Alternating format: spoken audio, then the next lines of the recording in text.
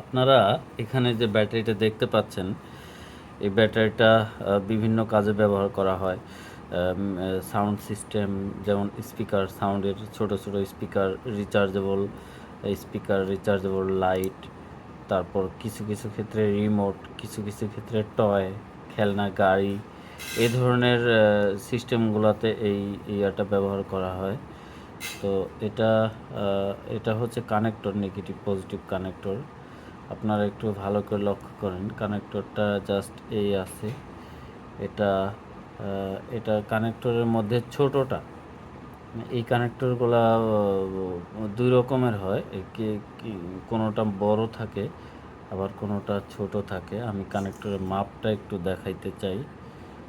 এই জাস্ট এই হচ্ছে মাপটা, সেন্টিমিটার, এটা মিলিমিটার। 1 2 3 4 5 5 মিলিমিটারের এই কানেক্টরটা।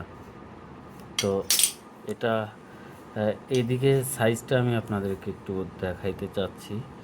এটা হচ্ছে 1.2 1.2 2 ইঞ্চি, অর্থাৎ 1.10 হইলে তো 2 ইঞ্চি হয়ে যায়। এটা হচ্ছে 1.2 ইঞ্চি এদিকে, আর এদিকে হচ্ছে 1.5 ইঞ্চি।